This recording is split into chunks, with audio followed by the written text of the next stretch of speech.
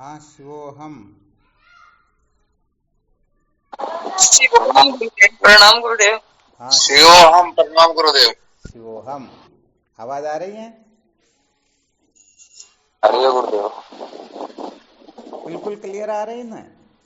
शिवोहम, प्रणाम गुरुदेव जी। शिवोहम, हाँ शिवोहम। शिवोहम। शिवोहम। शिवोम गुरुदेव, अपना शिवोम। शिवोम चरण स्पर्श। हाँ शिवोम नारायण हरि ओम।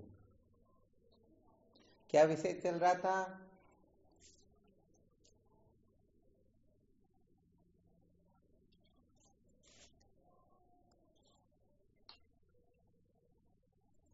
संसार को बनाए रखकर सत्य का साक्षात्कार नहीं हो सकता।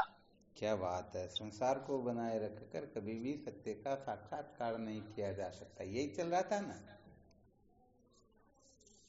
जी गुरुदेव।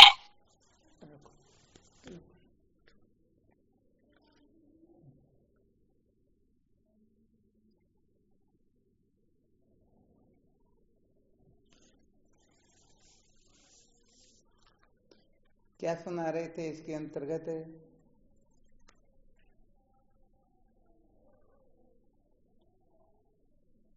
कल क्या सुनाया था?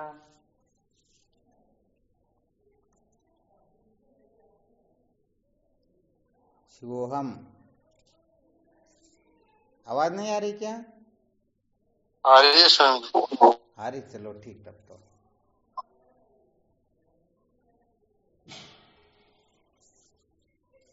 ध्यान में नहीं रहा ना? किसी को भी ध्यान में रहा हो तो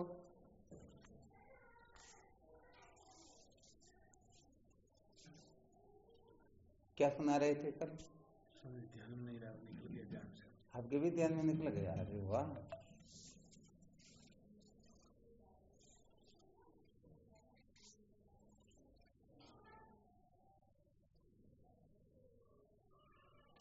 भाई फिर तो आगे सुनाते जाएंगे और पीछे वाला ध्यान से निकलता जाएगा, यही होगा ना? चलो कोई बात नहीं। इसके अंतर्गत क्या विषय चल रहा था 5-7-10 रोज से? श्रुति माता ही परम प्रमाण। श्रुति माता ही परम प्रमाण है।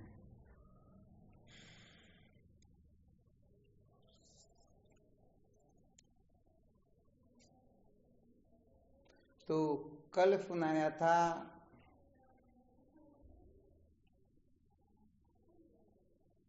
जो निष्ठावान महापुरुष होते हैं उनके द्वारा कथन किया हुआ अपने जीवन को धन्य बना देता है। कल दृष्टांत दिया था ना एक मास्टर साहब वाला, शक्कर नहीं खाने का, मिठाई नहीं खाने का। जी स्वामी जी। तो यहाँ पर कोई कुछ भी उपदेश करता है तो वह यदि उसमें अनुभवी हैं, देखो यहाँ पर इसीलिए श्रुति माता ने तद विज्ञानार्थम स गुरुमेवाभिगच्छेत् स्मित पाणी श्रोत्रिय ब्रह्मनिष्ठम, अर्थात ब्रह्म श्रोत्रिय व ब्रह्मनिष्ठ, ये दो विशेषण लगाए हैं। कितने विशेषण?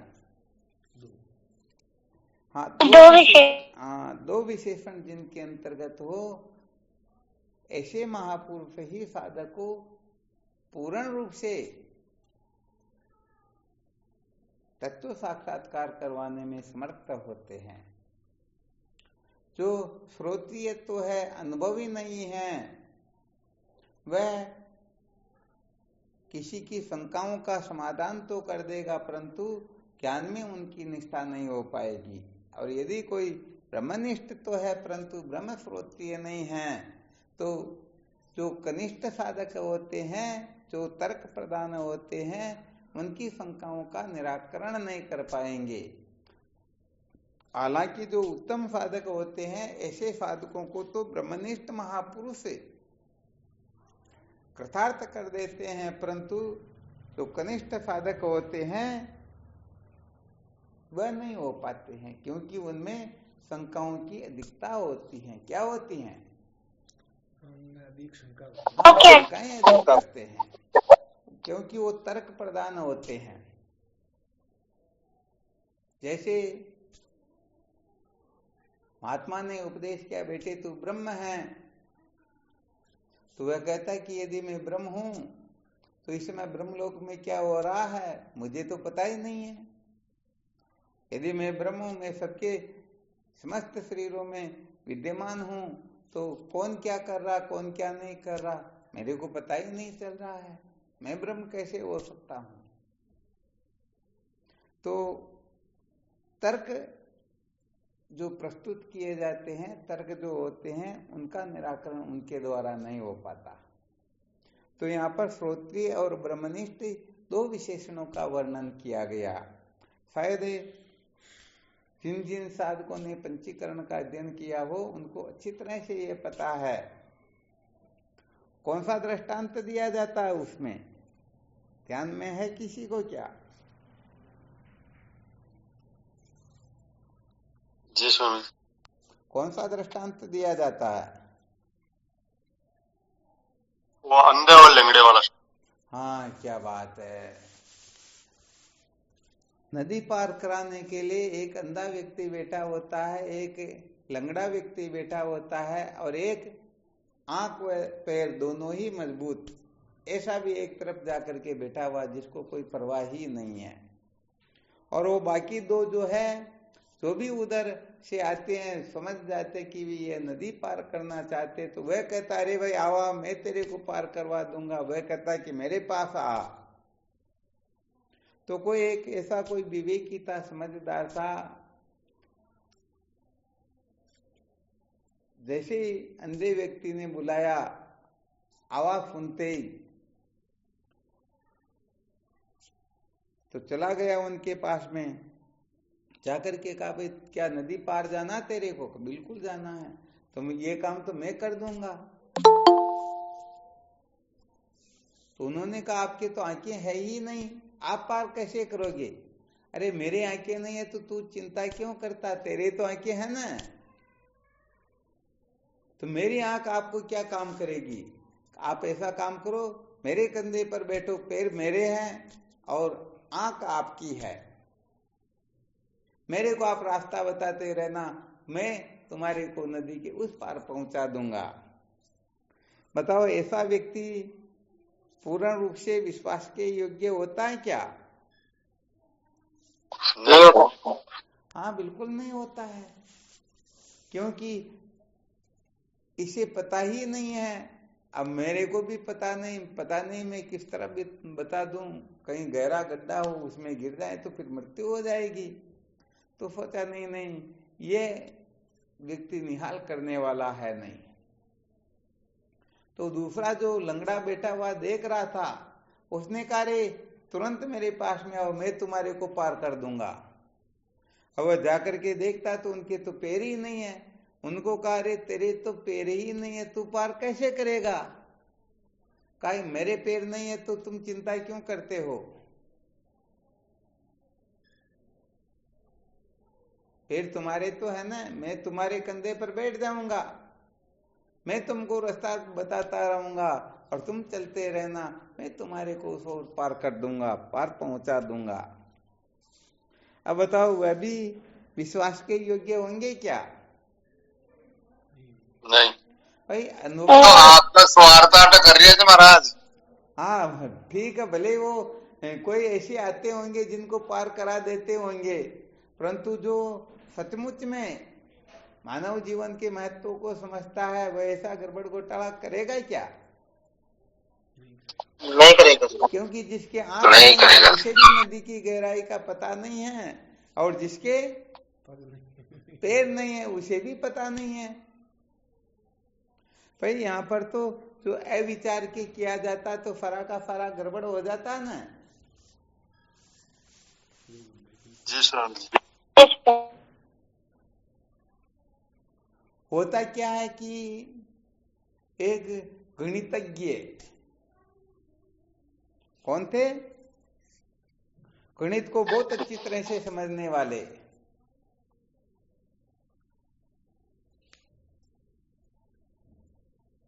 उनके साथ में उनकी पत्नी उनके 4 बच्चे किसी नदी के किनारे पहुंचते हैं। पहुंच करके देखते हैं भाई यदि नाव वाले से बात करेंगे तो हो सकता बहुत सारे पैसे लेंगे, नहीं तो ऐसा करते कि अपन ही अपनी अक्ल मुशारी लगा करके उस तरफ चले जाएं। तो गणितज्ञ था जो, उसने सोचा भाई नदी की जो गहराई है हम इसका औसत निकाल लेते हैं। जो गणित पढ़े हुए वो समझ जाएंगे। औसत निकालने के बाद में नदी की गहराई का पता चल जाएगा कि इस नदी की औसत गहराई कितनी है। नदी की गहराई भी निकाल लेते हैं और हम जो 6 व्यक्ति हैं हमारी भी लंबाई को नाप करके औसत निकाल लेते हैं। तब इधर औसत निकाला तो कोई 5.5 फीट का था, कोई 5 फीट का था, कोई 4 फीट का था, कोई 3 फीट का था, कोई 2 फीट का था, कोई 1 फीट का था। तो सबको जोड़ करके इनका भाग दे दिया। तो हिसाब क्या आया? 2.5 फीट आए। कोई 2.5 फीट तक यदि पानी हो ना गहरा तो हम डूबेंगे नहीं। अब उधर जो नाप देखा तो नदी में 4, 5, 7, 10 जगह पर नाप ले लिया कि यहाँ कितनी गहराई, यहाँ कितनी, यहाँ कितनी। किसी जगह पर 10 फीट आया, किसी जगह पर 5 फीट आया, किसी जगह पर 2 फीट आया। ऐसे करके जब औसत निकाला गया तो औसत आया 2 फीट। तो उन्होंने देखा रे नदी की जो गहराई है तो 2 फीट है, हमारा तो 2.5 फीट बन रहा, हम इसमें डूबेंगे नहीं। सब उतर गए, चलो हम उस ओर चले जाएंगे, किसी नाव वाले की आवश्यकता है ही नहीं, हम हमारे हिसाब से चलेंगे, हमने गणित पढ़ी, कोई कमजोर थोड़ी है। तुम्हारा तो क्या होता है, वो दोनों पति पत्नी तो बच गए, बाकी जो 2 फीट 3 फीट 1 फीट के थे वो बह गए, अंदर डूब गए। अब उनको बड़ा दुख हुआ, वापस इस तरफ निकले और वापस कैलकुलेशन करने लगे। बहुत बार हिसाब किताब कर लिया और बार बार यही कहते कि हिसाब किताब ज्यों का त्यों, कुनबा डूबा क्यों। अरे बच्चे डूब कैसे गए जब हिसाब किताब बराबर आ रहा है? तो बताओ ऐसे काम चलता है क्या? हाँ, तो ऐसे भी काम नहीं चलता और अंधे से भी काम नहीं चलता और लंगड़े से भी काम नहीं चलता है। सचमुच में यदि पार होना है तो उस जगह पर तो उस दृष्टिकोण से ही विचार करना होगा, तब जाकर के हम सचमुच में पार पहुंच पाएंगे।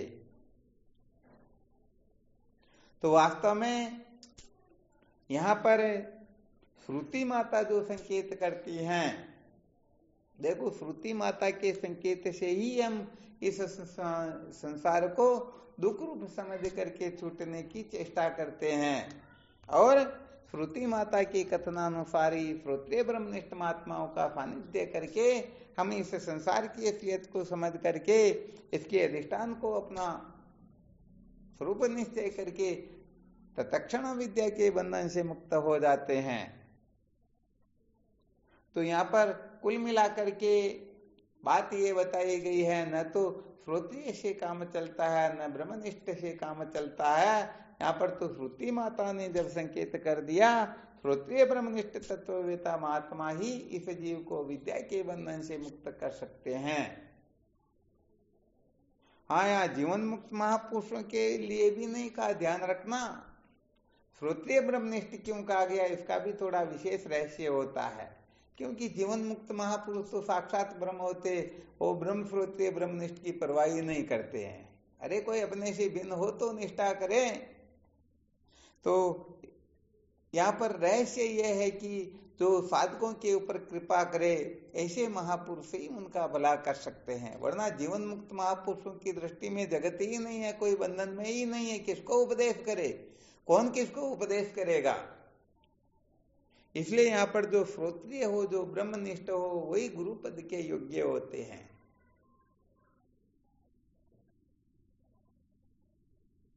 जी। तो श्रुति माता ने श्रोत्रिय ब्रह्मनिष्ठ जो पद कथन किया, इसका वास्तव में यही तात्पर्य है। श्रोत्रिय का मतलब होता है, पहले क्या बताया था, ध्यान में है किसी को?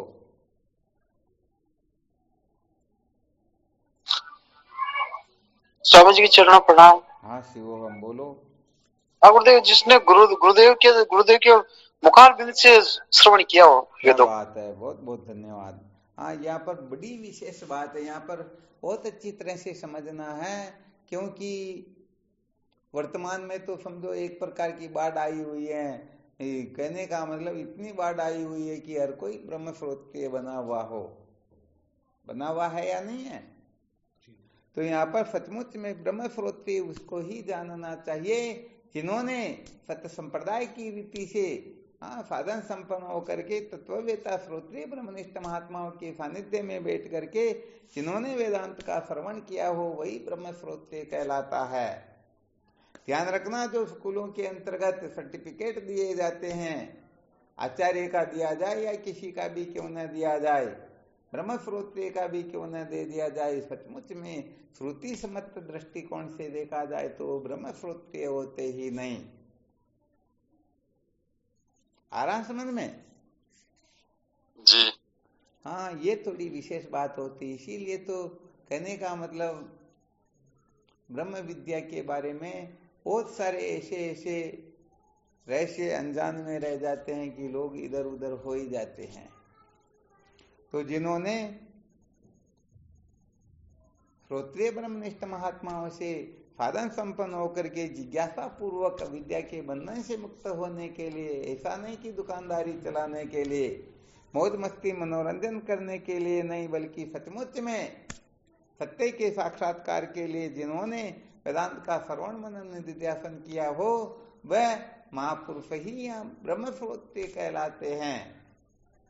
वरना अपने हिसाब से किताबें पढ़ करके, कहीं से प्रवचन सुन करके अथवा कहीं से डिग्री प्राप्त करके जो अपने नाम के आगे ब्रह्म श्रोत्रिय आदि लगा देते हैं, तो वो तो केवल और केवल मात्र मौज मस्ती मनोरंजन के लिए ही होता है, यहाँ कोई विशेष बात नहीं होती है।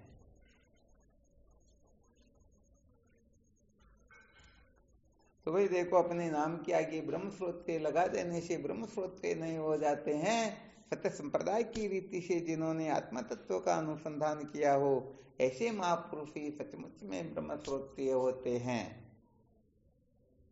और जो ब्रह्म श्रोत्रिय होते हैं ना, कहने का मतलब ऐसे महापुरुष जीव मात्र का कल्याण करने की सामर्थ्य रखते हैं।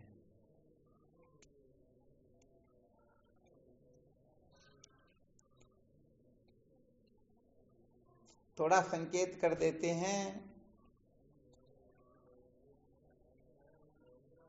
आज दिन में क्या हुई, किसी साधक से चर्चा चल रही थी, तो थोड़ा एक विशेष रहस्य बताया। वर्तमान में क्या होता है, लोग या तो उसको ठीक समझेंगे या उसको ठीक समझेंगे, किस प्रकार से थोड़ा उसका दिग्दर्शन करवा देते हैं। अच्छा, ये बताइए, जिनका अंतःकरण शुद्ध हो गया अथवा तत्व जिज्ञासा जागृत हो गई, क्या पहचान है उनकी?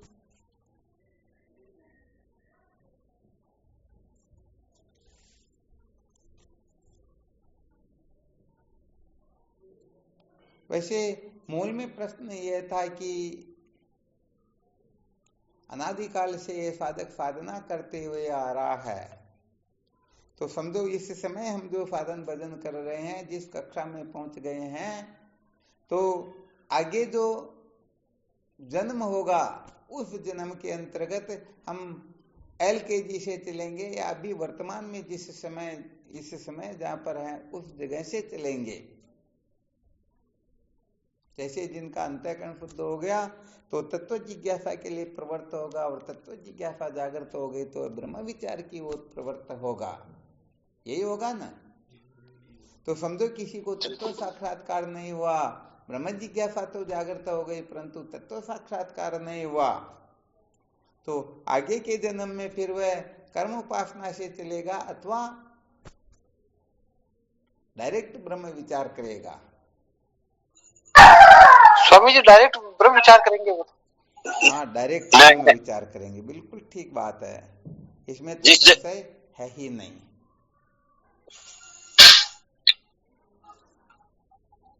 तो यहाँ पर कैसे समझा जाए कि सचमुच में उसके हृदय में जिज्ञासा जागृत हो गई या नहीं हुई? भाई पूर्व जन्म में उनकी जिज्ञासा जागृत हो गई थी, तो इस समय उसका कैसे पता चले? क्योंकि जो जिस कक्षा का साधक होता है उस कक्षा के साधनों की ओर उनकी प्रवृत्ति स्वतः ही हो जाती है।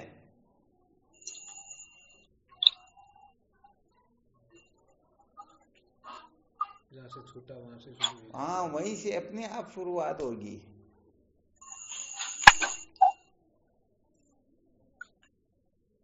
कैसे पता चलेगा? गुरुदेव अनात्म पदार्थों में उसकी आसक्ति नहीं रहेगी गुरुदेव। अनात्म पदार्थों में आसक्ति नहीं रहेगी। ये तो एक सूत्र हुआ, ऐसे तो अनेक सूत्र बता सकते हैं। समझो जैसे अंतःकरण की शुद्धि के साधन कौन कौन से हैं?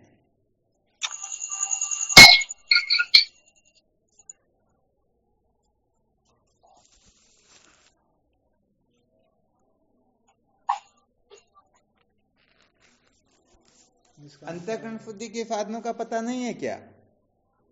हाँ गुरुदेव, निष्काम कर्म और उपासना गुरुदेव। इतना टाइम कैसे लगता? गजब करते हो। निष्काम कर्म उपासना आदि है। तो देखो यहाँ पर यदि वह निष्काम कर्म उपासना आदि को महत्व देता है तो समझ लेना चाहिए अभी तक तत्व जिज्ञासा जागृत नहीं हुई, और यदि उनको महत्व नहीं देता है तो समझ लेना चाहिए उसकी तत्व जिज्ञासा जागृत हो गई। ये तो हम सभी जानते हैं ना।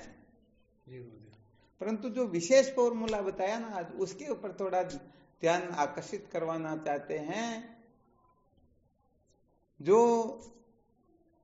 कर्म उपासना आदि को महत्व नहीं देते हैं तो समझ लेना चाहिए महत्व नहीं देने का मतलब उनकी और उनकी प्रवृत्ति नहीं होती है। प्रवृत्ति होती तो समझो अंतःकरण शुद्ध नहीं है, और प्रवृत्ति होती है तो शुद्ध नहीं है, और नहीं होती है तो अंतःकरण शुद्ध है। तो यहाँ पर प्रवृत्ति नहीं होती, ये तो एक सूत्र हुआ। इसका दूसरा सूत्र और भी है, और वह दूसरा सूत्र यह है कि वह यदि कर्म उपासना का विरोध करता है, उसको कचरा बताता है, तो समझ लेना चाहिए उनका भी अंतःकरण पवित्र नहीं हुआ है। ध्यान देना, विशेष रहस्य है यहाँ पर। हाँ, कर्म उपासना वो नहीं करेगा क्योंकि पहले कर चुका है, तो अब आगे वह ब्रह्म विचार की ओर ही प्रवृत्त होगा। परंतु इसके साथ में यदि वह कर्म उपासना आदि साधनों को, जब तक तीर्थव्रत पूजा पाठ को यदि वह कचरा बता देता है, मूर्खता बता देता है, तो समझ लेना चाहिए उनका भी सचमुच में अंतःकरण शुद्ध नहीं हुआ। ध्यान देना अच्छी तरह से जी। अरे भाई समझो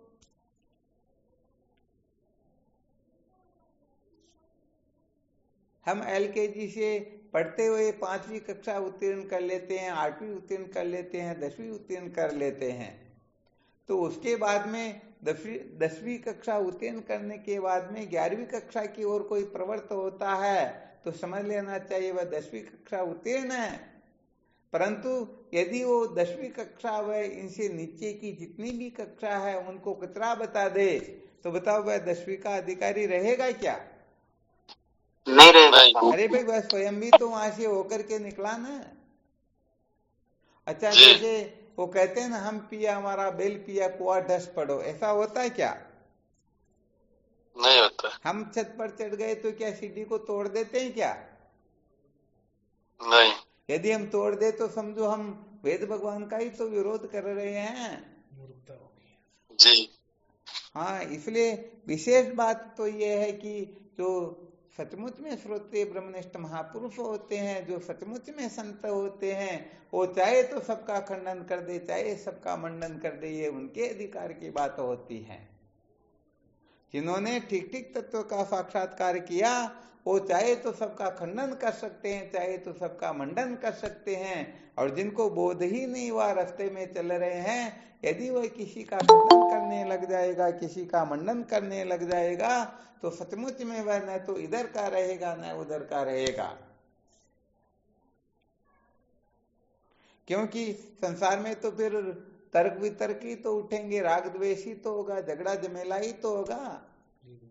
कर्मकांडों के बीच में जाकर के कर्मकांड का खंडन करके दिखाओ तो बड़ा खतरनाक रोड़ा अटका देंगे, उसी समय पता नहीं क्या क्या करने लग जाएंगे।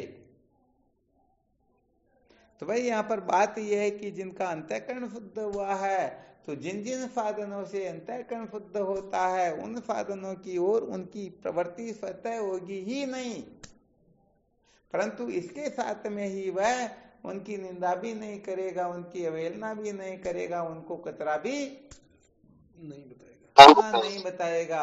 हाँ ये अवश्य है कि जो साधक उस जगह से ऊपर उठ गए हैं, वो भी चित्त शुद्धि को उपलब्ध हो गए, तो ऐसे साधकों के लिए तो कतरा तो क्या पता नहीं क्या क्या बता सकते हैं, परंतु जिनका अंतःकरण शुद्ध नहीं हुआ है उनको कहने का मतलब दिग्भ्रमित नहीं करेगा।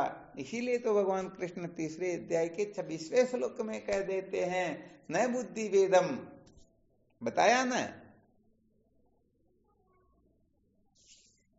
हाँ, जो गीता जी का पाठ करते होंगे उनको थोड़ा ध्यान में आ जाएगा। बुद्धिमानों को चाहिए कि ज्ञानियों की बुद्धि में भ्रम उत्पन्न न करे, बल्कि उनके जैसे वह भी करते हुए उनको प्रोत्साहन दे, उनको भी आगे बढ़ाएं।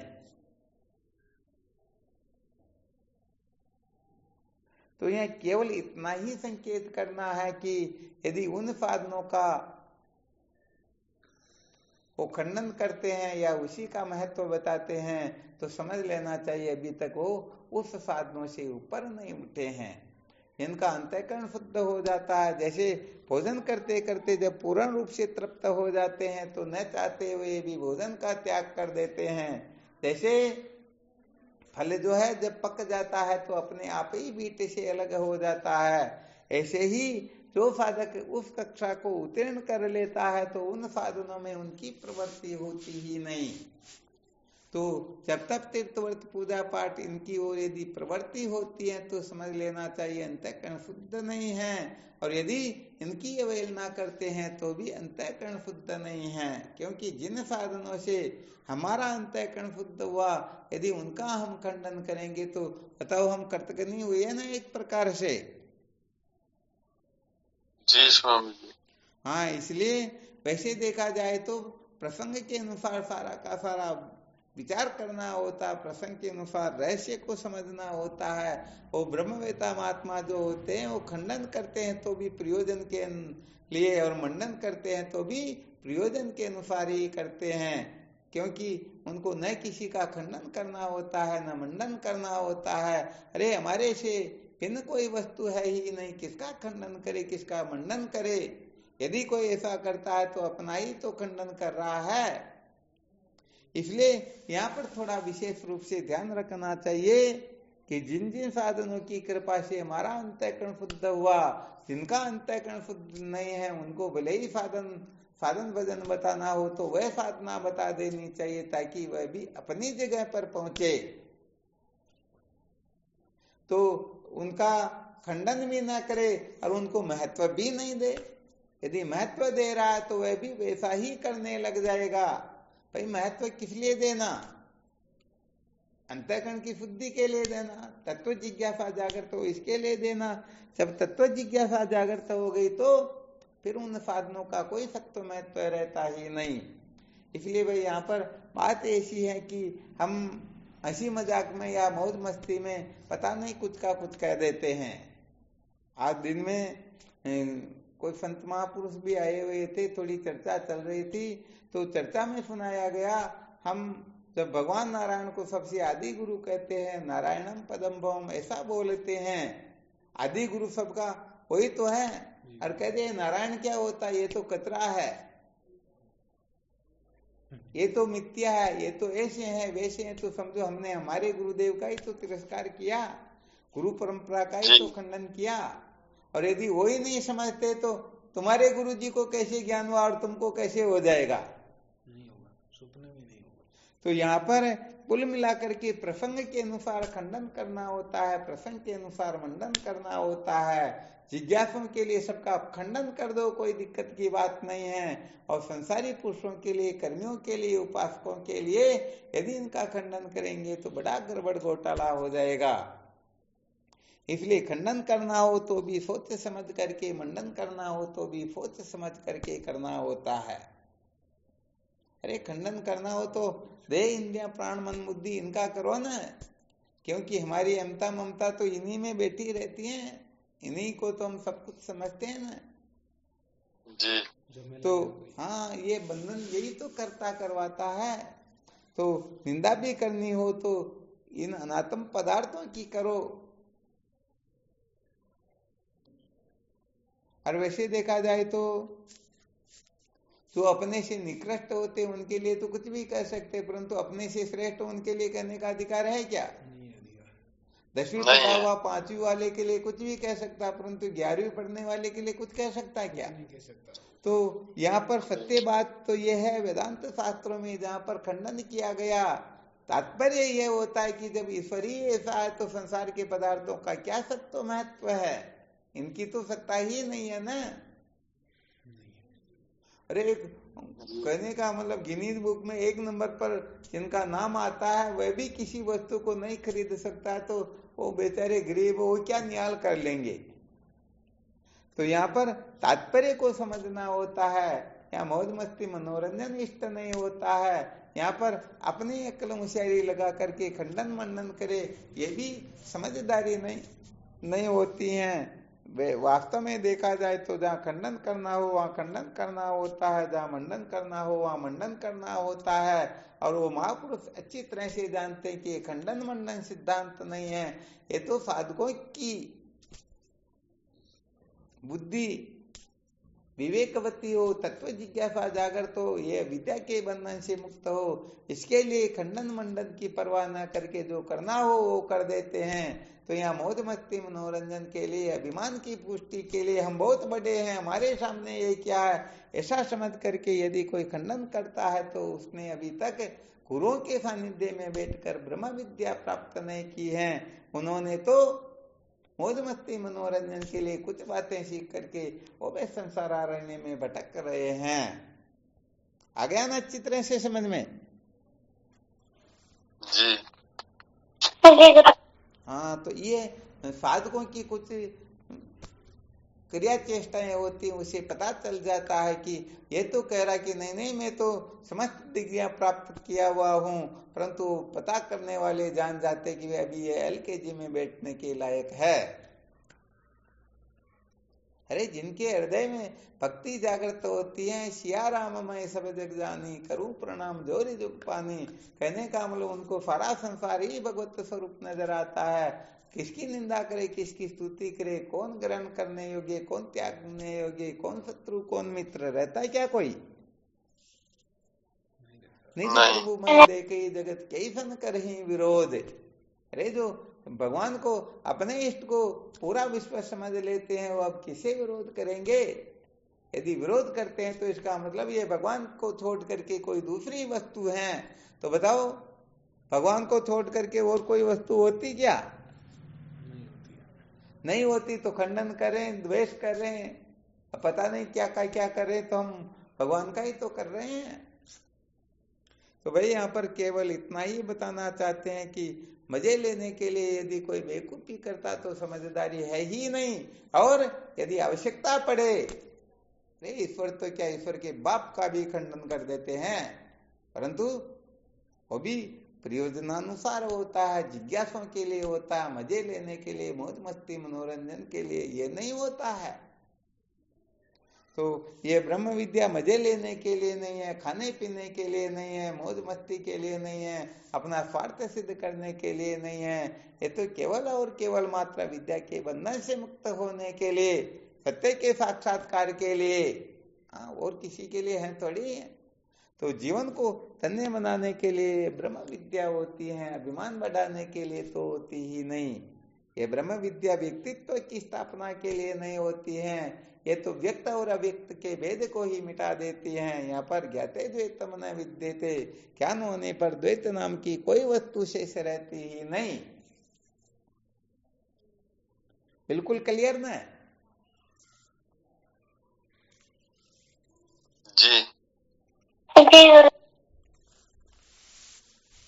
तो साधकों को सदा सर्वदा हम जिस कक्षा में बैठे हुए हैं उसे ऊपर की कक्षा की ओर ही दृष्टि करके बस उसी ओर प्रवृत्त होते रहना चाहिए। और यदि गड़बड़ घोटाला करेंगे तो भाई आगे बढ़ने का अधिकारी भी वो रहेगा? हाँ, वो नहीं रहेगा, वही झगड़ा झमेला करके फिर जेल में ही तो जाएगा। हाँ, यहाँ पर किसी को किसी भी प्रकार की शंका हो ना तो पहुंच सकते हो। स्वामी जी, आपने जो पहले बताया, अच्छा, एक जो श्रोत्रिय और ब्रह्मनिष्ठ एक बताया जो तत्ववेता महापुरुष, तो श्रोत्रिय ब्रह्मनिष्ठ होते हैं वही तत्ववेता महापुरुष होते हैं। हाँ, नहीं, बात बिल्कुल सही। यहाँ पर क्या होता है, जो पांचवी छठी भूमिका जो आरूढ़ होते हैं ना, ऐसे जीवन में महापुरुषों को परवाह होती ही नहीं, क्योंकि उनकी दृष्टि में बंधन की सत्ता ही नहीं है। अभी जैसे बहुत सारे लोग पर्चे बटाते हैं, लाउड स्पीकर लगाते हैं, प्रचार करते हैं, आओ हम तुमको तत्वज्ञानी बना देंगे, तो ये जीवन मुक्त महापुरुषों पुरुषों के द्वारा ऐसा संभव नहीं है। वो ऐसा करते ही नहीं। ये पहले उनको अज्ञानी समझते हैं, तुम अंधे हुए हो, तुम जन्म मरण के चक्कर में भटक रहे हो, हम तुम्हारे को मुक्त कर दे, तो ये बेचारे मुक्त कहाँ पर है? हाँ, वो तो सच्ची बात तो ये है कि जिनको 1000 बार गरज हो चाहे और नाक रगड़े और ब्रह्म विद्या प्राप्त करे। ये ब्रह्म विद्या देने की वासना ब्रह्मवेता महात्माओं में नहीं होती है, ये तो जिज्ञासुओं के अंतर्गत होनी चाहिए। हाँ, यदि कोई सोच ले नहीं मैं तो इनको ज्ञानी बना के ही रहूंगा, तो वो खुद ही ज्ञानी नहीं, वो बेचारा क्या ज्ञानी बना देगा। एक महात्मा के पास में एक सेठ जी और उनका बेटा दोनों गए, जाकर के सेठ जी महात्मा जी को प्रणाम करते और कहते, महाराज जी, मेरे को तत्व ज्ञान हो न हो चलेगा, मेरे बेटे को तत्व साक्षात्कार हो जाना चाहिए।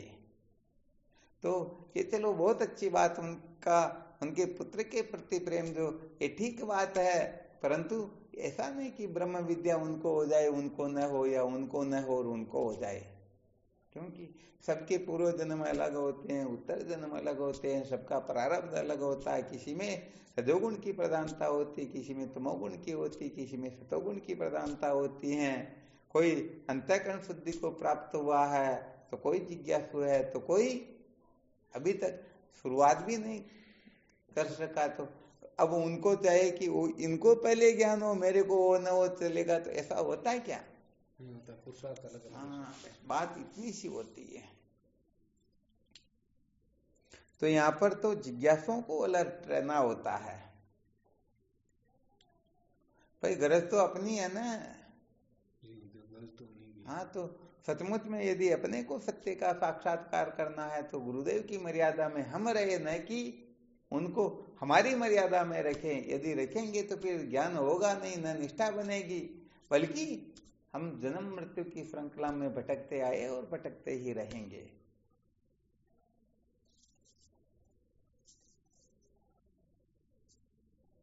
तो यहाँ पर तो साधकों को बहुत सूक्ष्म दृष्टि से समझना होता, खूब मंथन करना होता, खूब विचार करना होता।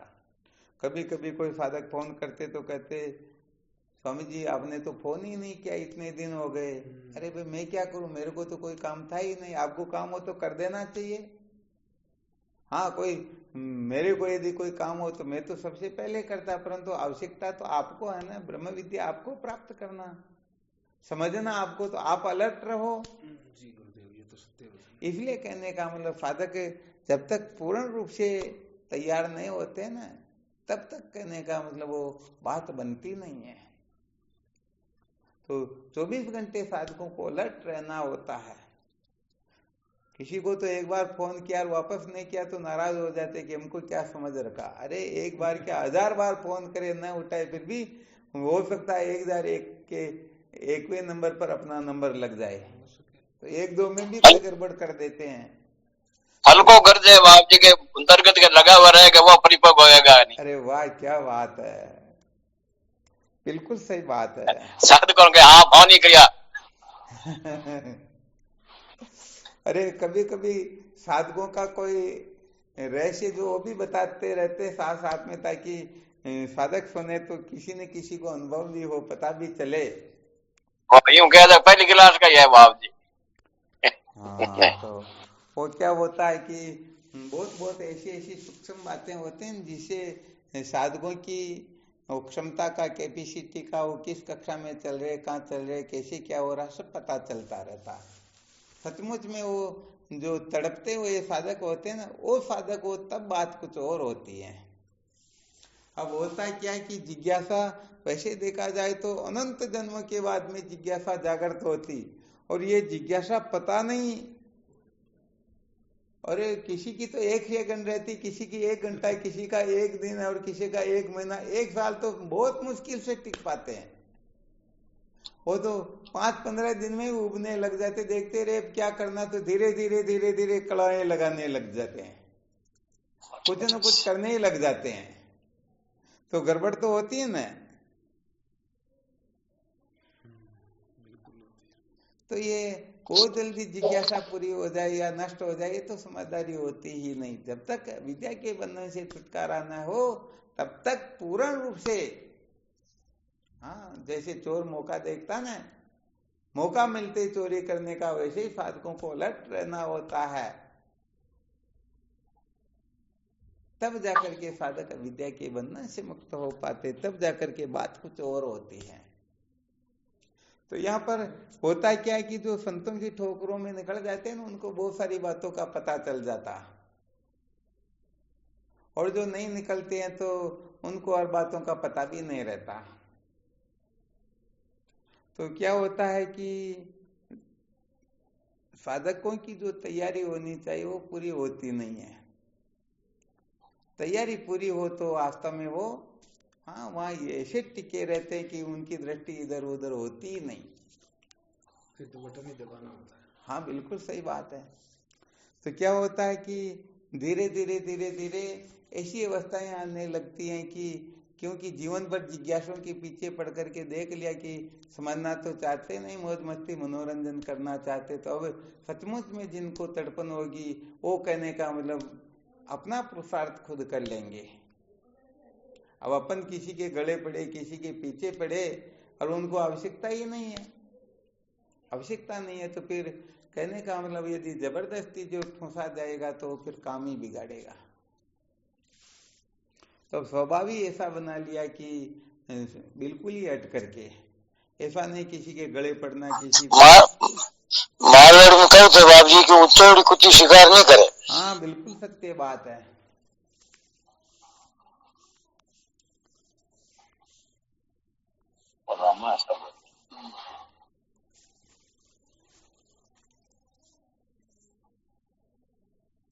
अब तो इतना हो गया कि किसी से व्हाट्सएप पर भी चर्चा करनी तो 5 सेकंड के अंतर्गत, यदि ऑनलाइन तो है परंतु दूसरी चैट देख रहे तो तुरंत बंद कर दो, इतना टाइम कहाँ पर है। अब क्योंकि उनको तो संसार वालों से बातें करने की भी परवाह नहीं है। ब्रह्म विद्या का महात्म्य बड़ा विलक्षण होता है, उसमें तो ईश्वर भी क्यों ना हो उसको भी कतरा समझ ले, उस ओर भी प्रवृत्ति ना हो, तब समझो गुरुदेव का महत्व समझते, तब समझो ये ब्रह्म जिज्ञासु है। वरना यहाँ मौज मस्ती मनोरंजन थोड़े होता है, यहाँ होले पने का काम थोड़े ही है, अलर्ट रहना होता है।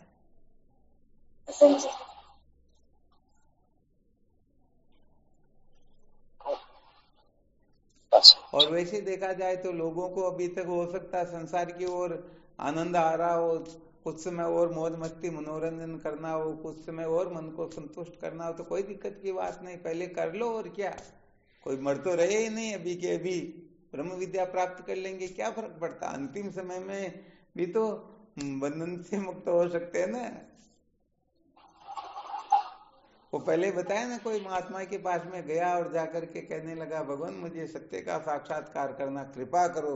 महात्मा कहते, अरे भाई पहले तो जाओ, जो भी खाना पीना मौज मस्ती मनोरंजन करना है, 2, 5, 10, 20 शादी ब्याह भी करने हो, मिल फैक्ट्री लगाना हो, कुछ भी करना हो तो सब कर लो, और जिस दिन वहां से वैराग्य हो जाए हम चुटकी बजाएंगे और उसी समय तुमको विद्या के बंधन से मुक्त कर देंगे, एक क्षण का काम है। तो इसलिए पहले अपना जितना भी चित्त इधर उधर होता पहले इसको करने दो, जब संतुष्ट हो जाए कि अब बस अब अपने को इधर से वैराग्य हो गया, अब ज्ञान के सिवाय, गुरुदेव के सिवाय, महापुरुषों के सिवाय, शास्त्र के सिवाय, सत्संग के सिवाय अपनी चित्तवृत्ति कहीं नहीं जाती है, फिर आओ मैदान में बात कुछ और होगी।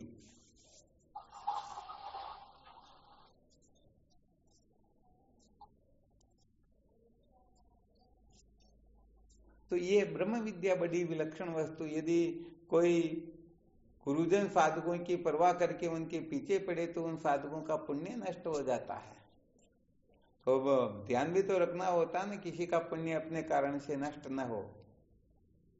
क्योंकि इंतजार, यदि कोई संतों को इंतजार करवाते हैं, गुरुदेव को इंतजार करवाते हैं, तो वो साधक किस बात के हैं?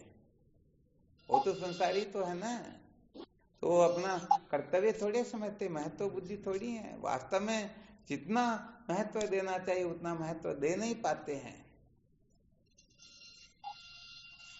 वो तो कहने का मतलब यहाँ तक होता है कि कुछ भी करना हो तो आज्ञा लेकर के, अरे भाई हमारा ये हो रहा, आपकी आज्ञा हो तो हम बात कर लें, हम इधर उधर हो जाएं, परंतु डायरेक्ट पहले ही कुछ का कुछ कर लेते हैं। तो साधक लोग क्या करते हैं, बड़े खतरनाक होते हैं, इतने दिमाग वाले होते हैं कि वो पता नहीं 2-2, 4-4, 5-5 काम एक साथ करना चाहते, उनको भी राजी रख ले, उनको भी रख ले, उनको भी राजी रख ले। सच्ची बात है, अंत में रोने पछताने के सिवाय कुछ भी मिलने वाला है ही नहीं, क्योंकि सबको राजी रख करके विद्या के बंधन से मुक्त नहीं हुआ जाता।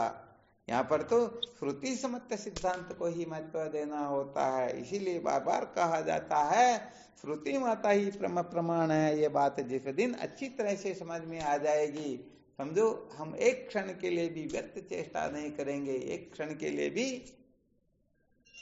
सारी की सारी मूर्खताएं दिमाग से निकल जाएगी। दिमाग से क्या निकले, दिमाग भी निकल जाएगा। जय हो, जय हो। ब्रह्म विचार के साधक बड़े विलक्षण होते हैं।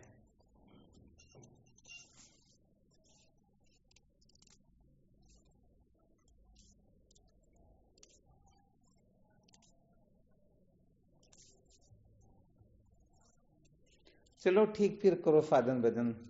सहजानंद जी महाराज भी सुबह 6 बजे से चले हुए, अभी तक भोजन नहीं किया, तो अब ये तैयारी कर लेते हैं।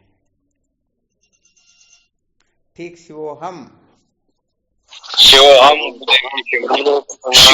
गुरुदेव जी, शिवोहम आपके श्री चरणों में साष्टांग प्रणाम।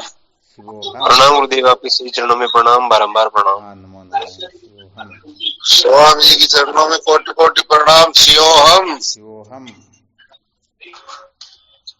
गुरुदेव जी के चरणों में कोटि कोटि प्रणाम। शिवोहम। हाँ शिवोहम। प्रणाम गुरुदेव, आपके श्री चरणों में कोटि कोटि प्रणाम। शिवोहम, शिवोहम, शिवोहम गुरुदेव। हाँ शिवोहम, शिवोहम चरण स्पर्श। शिवोहम, प्रणाम गुरुदेव। शिवोहम, हाँ शिवोहम। श्री सतगुरुदेव भगवान के पावन चरण कमल कोटि कोटि प्रणाम। प्रणाम गुरु जी, कोटि कोटि प्रणाम। हाँ शिवोहम। प्रणाम गुरुदेव, आपके श्री चरणों में कोटि कोटि प्रणाम। शिवोहम,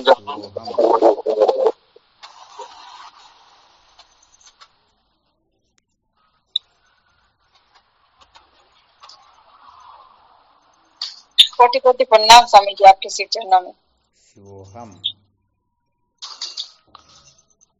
प्रणाम गुरुदेव। शिवोहम। बाबू जी, वो सत्यनारायण जी से बात नहीं हुई क्या आपकी? बात में